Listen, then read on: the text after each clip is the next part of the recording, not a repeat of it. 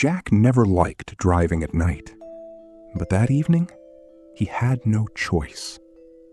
His job transfer had come suddenly, a remote town, far from the city, the kind of place where people only go if they have to.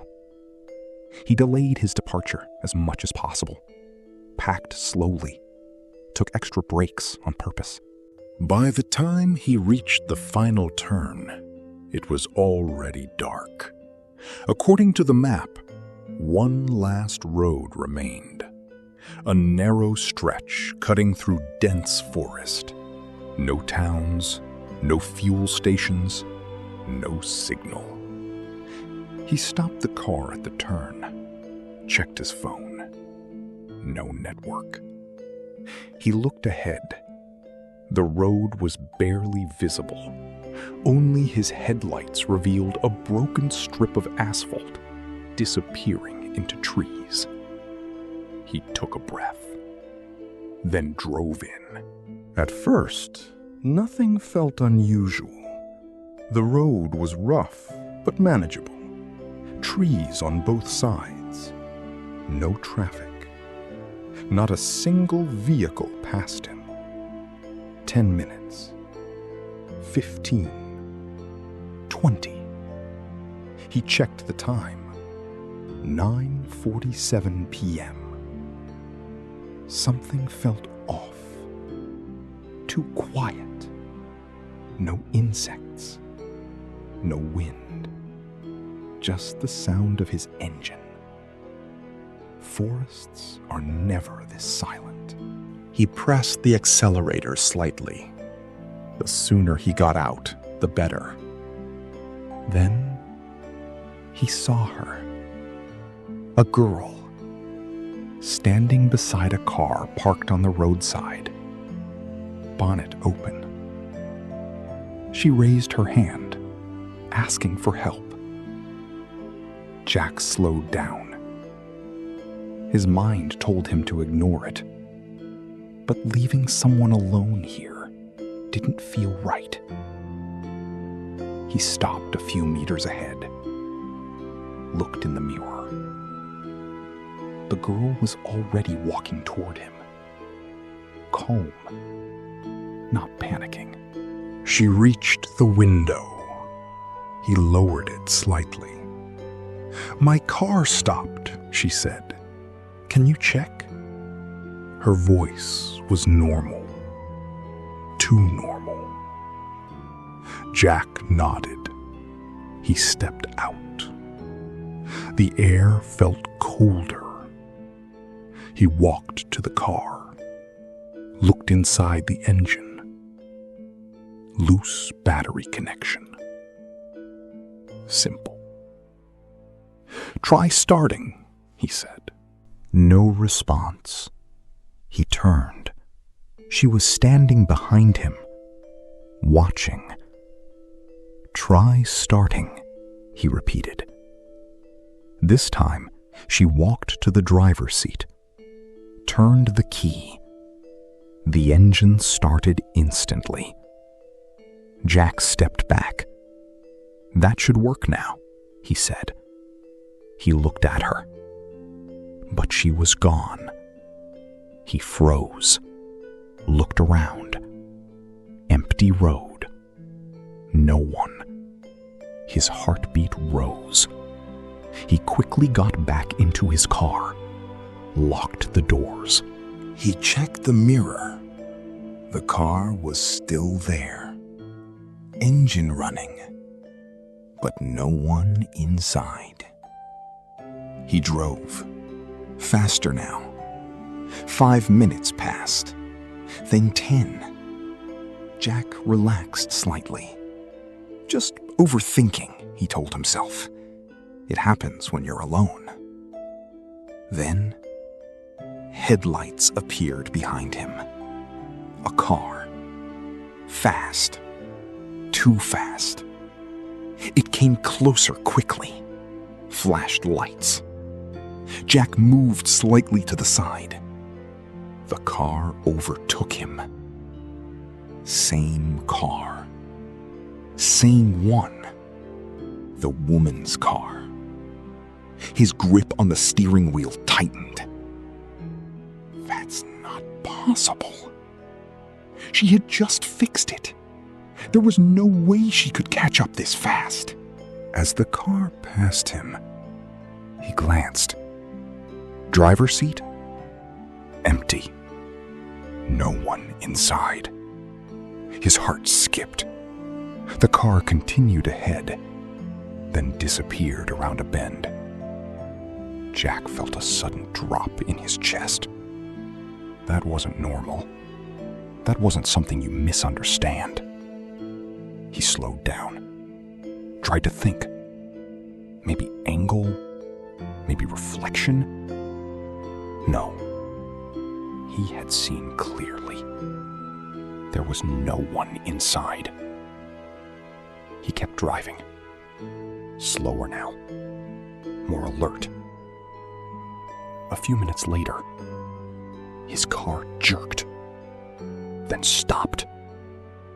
No. He tried ignition. Nothing. He stepped out, checked the engine. Everything looked fine. Then he noticed a narrow path leading into the forest. He hadn't seen it before. Far inside, there was light. Relief hit him. Maybe a village. He locked the car and walked toward the path. The path was uneven, covered in dry leaves. Each step made sound. Too loud. As soon as he stepped off the road, the air changed. Cooler, heavier. The path led to a village. It wasn't silent. It was active, very active. People walking, talking, children running, lights everywhere. It looked like daytime, even though the sky was completely dark. Jack slowed down. Something felt wrong. Too lively, too normal. He stepped in. People looked at him, smiled, but didn't question him. Then, a door creaked, slowly. Someone stepped out. An old man. He looked at Jack, smiled slightly. "Car trouble?" he asked. Jack nodded. "Yes, just outside." The man smiled. "Come, sit first." Jack hesitated, but followed. Something in Jack's mind said, "No, fix the car, leave." But he ignored it. Inside the house, everything looked normal. The old man sat, then shouted, slightly louder this time, "Bring tea for the guest!" Jack turned toward the doorway. At first, he didn't react. Then, his body stiffened. The same girl walked in. The one from the road. The one who had disappeared. She carried a tray in her hands, placed a cup of tea in front of him. Slowly, carefully. Her face was calm. No fear, no urgency. As if nothing was wrong. Jack stared at her, trying to process, trying to match what he had seen before. She didn't speak, just stood there for a moment, then stepped back. His throat felt dry. His heartbeat started rising again. This wasn't coincidence. This wasn't normal. He stood up immediately. "I need to go," he said, his voice slightly unsteady. No one stopped him. He turned toward the door, walked quickly, grabbed the handle, opened it. Cool air touched his face. Outside, the same village. Lights, people, movement. Relief hit him instantly. He stepped out and walked forward. 2 steps, 3 steps. Then, something felt wrong.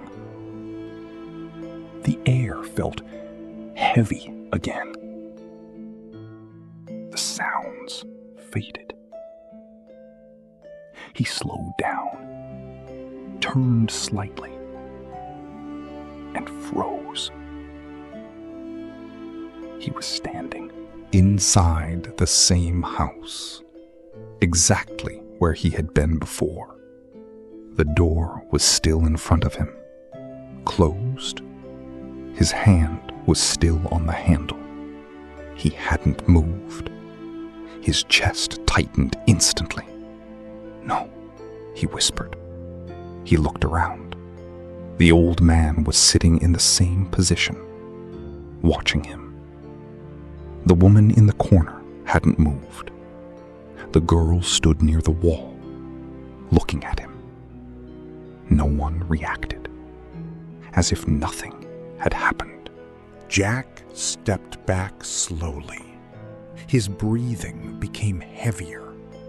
He looked at the door again, opened it, this time faster, almost aggressively, stepped out again. The village, same lights, same people.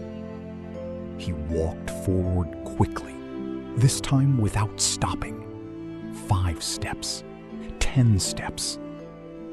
Then, everything around him blurred. The lights stretched, voices distorted, and suddenly, he was back, inside the same house, same position, same room. His body hadn't moved at all, only his mind had. A cold realization hit him. He wasn't leaving. He was only imagining leaving. His legs felt weak. The old man smiled slightly. Not wide, just enough. The woman spoke softly. "You are our guest tonight." Jack turned toward her. She looked normal, completely normal. But now, there was something behind her calmness, something watching him carefully. "No need to hurry," she added. Jack looked at the girl. She was smiling, but not in a threatening way, not aggressive. Just observing him, as if waiting. His fear started rising again. His chest tightened, a pressure building slowly. His thoughts became unclear. What is happening? Am I stuck here? Is this real? The room felt smaller. The silence grew heavier. His breathing became faster.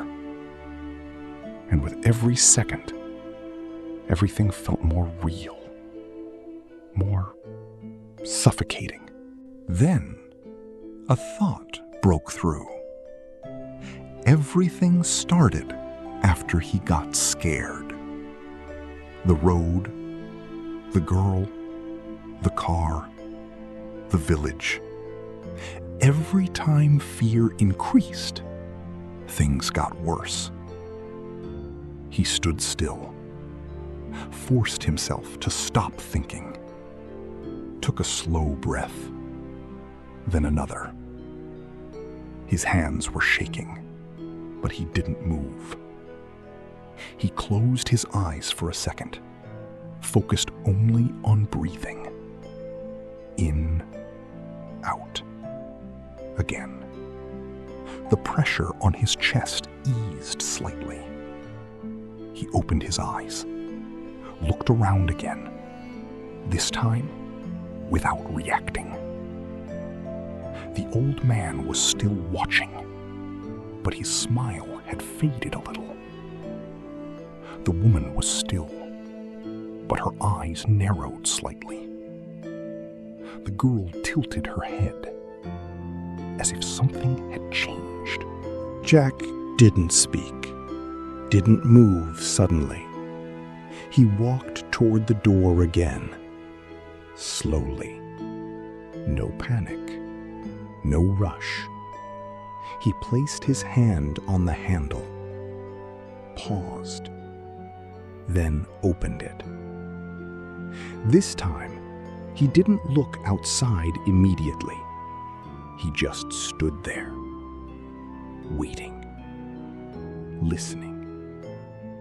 Nothing happened. He took one step forward. The air felt different, lighter. He took another step. No distortion, no pull. He kept walking. And this time, he didn't come back. The village was gone. Only ruins remained. Broken walls, collapsed roofs, silence. Jack didn't look back. He kept walking, faster now, until he reached the road. His car stood there, exactly where he left it. Bonnet was open, as if nothing happened. He didn't waste a second. Got inside, tried ignition. The engine started. He drove fast, didn't look back, didn't stop. After what felt like forever, lights appeared ahead. A real town. He didn't slow down until he reached people, noise, life. Only then, he stopped, hands shaking, breathing heavy. He looked in the rearview mirror. Nothing. Just darkness. For a moment, he felt relief. Then, very faint in the reflection, someone sitting in the back seat, calm, watching. He froze, then blinked. Empty. He stepped out immediately, opened the back door. Nothing. But the seat, slightly pressed, as if someone had just been sitting there. Jack locked the car slowly. From that night, he never drove through empty roads after dark. But sometimes, when he looks in mirrors, just for a second, he feels like something is still watching and waiting for him to be afraid again.